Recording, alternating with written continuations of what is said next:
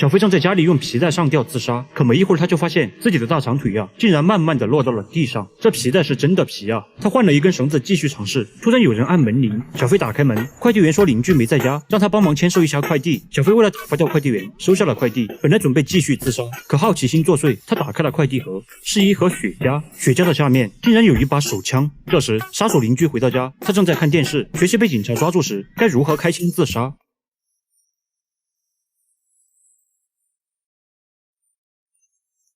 杀手差点被吓尿，这遥控器还能发出枪声，而隔壁房间的小飞才真的是被吓尿了。他惊讶地看着手里的枪，原来这不是玩具这下他放弃了自杀，他要用这把枪去抢钱。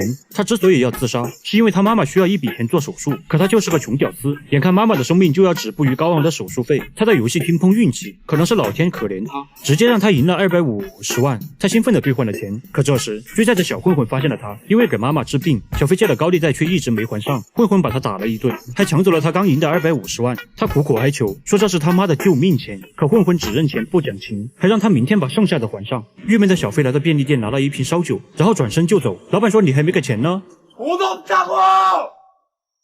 牛逼！回到家喝了酒，就有了自杀的念头。然后快递员送来邻居的快递，他看到枪，所以打算去抢钱给母亲做手术。他一出门就遇到了房东大姐，正好可以练练手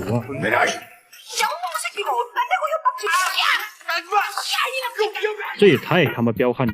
小飞的第一次打劫就以落荒而逃告终。另一边，警察为了搞钱赎枪，他来到警局，用面粉调包了一袋警察没收的白粉，然后到一个玩具店买了一把玩具手枪。为了不投币，他还掏出警察证件吓唬老板。小飞和警察一前一后进了赌场。小飞来这里是想抢回混混拿走的250万，警察来这里是想来找混混卖白粉。小飞刚准备掏枪，混混突然起身，恭敬地喊了一声警官好。听到有警察，小飞做贼心虚，跑到厕所躲了起来。可没一会儿，警察拖着一个毒贩也进了厕所，对他一顿毒打。小飞以为自己被发现了，下意识地掏出枪，外面的警察也掏出了玩具枪，威胁毒贩给他老大打电话交易一下毒品。而这时厕所的门被刚才的打斗撞坏，自动地打开了，双方立刻互相瞄准，但小飞马上就本能地举起了手。警察以为他拿的也是玩具枪，现在可没工夫搭理他。警察走后，小飞松了一口气，撒泡尿放松。